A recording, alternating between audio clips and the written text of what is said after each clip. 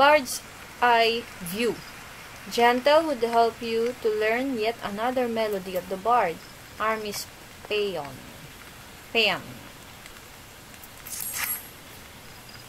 "'Tis good to see you return, Sanjay, and more seasoned still for your time in the world.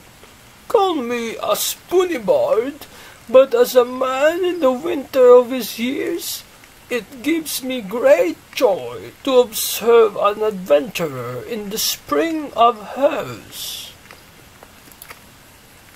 This is an odd time for recollection, but it was a spring day when a bard first came to my hometown.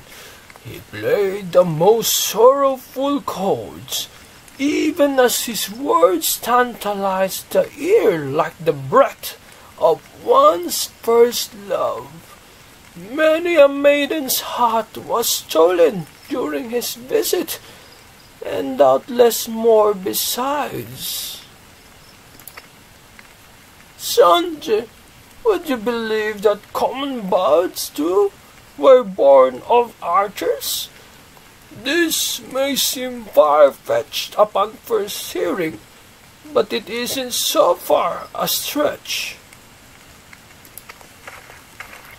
Ask yourself this: what becomes of soldiers when conflict gives way to peacetime? Some have lives they might return to, aye, but most must needs take up a new trade to make ends meet. Well, it so happened that many who had once bent the bow took to strumming the harp. They wandered the realm, singing passionately and earnestly of the war as seen through their own eyes, of sweet victories and bitter defeats, of sacrifice and cowardice.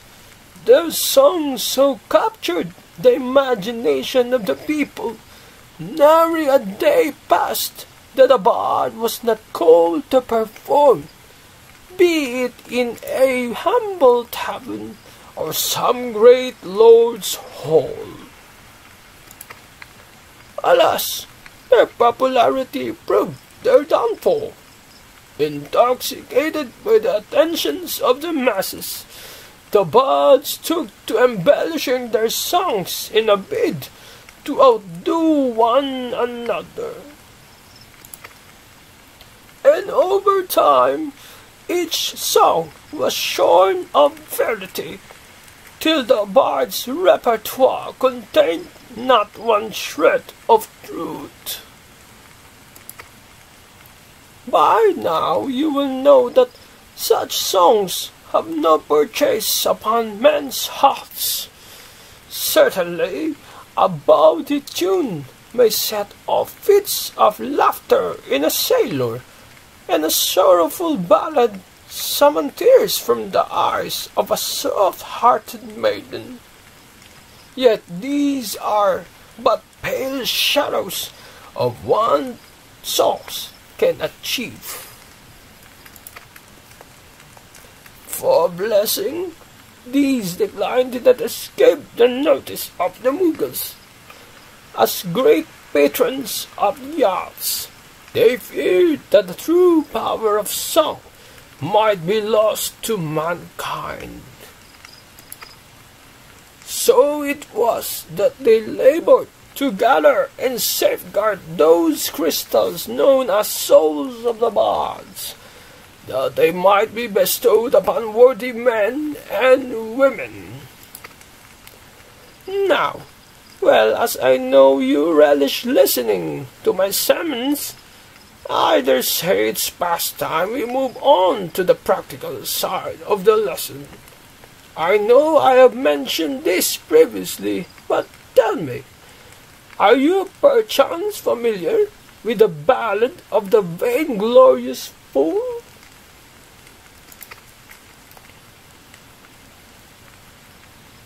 Nay?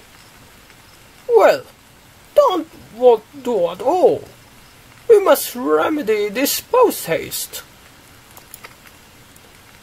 The song recounts the massacre of Griffin Crossing, a battle that took place decades past, wherein the countless Gridanian lives came to a premature end. But do forgive me. I seem to have mistaken the proper order of things. Before I begin, I must be convinced that the point of the tale will not be lost upon you. Elsewise I will have wasted my breath in the telling of it. Now, heed well these instructions. You must make your way to Welwick Wood, where resides a mated pair of odd goats that have but recently lost a kid. The pair has been driven mad with grief, and only death will put an end to the uncontrolled rampages. Linger in their territory until you encounter the beasts. Then let fly your arrows of mercy. As you liberate them from their sorrow, so too shall your soul resonate with the echoes of poignant melody.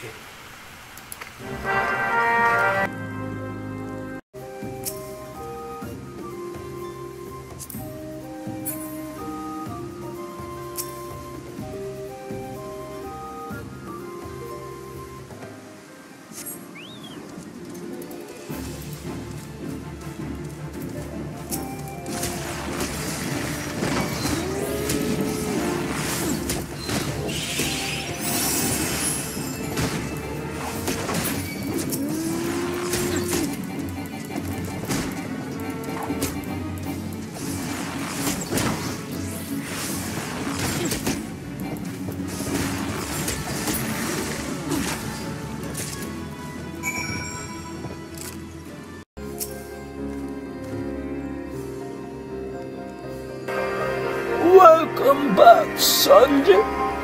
I can almost hear the cries of mourning that have seared themselves into your soul. That you remain unbowed by such anguish is a testament to your spirit's fortitude.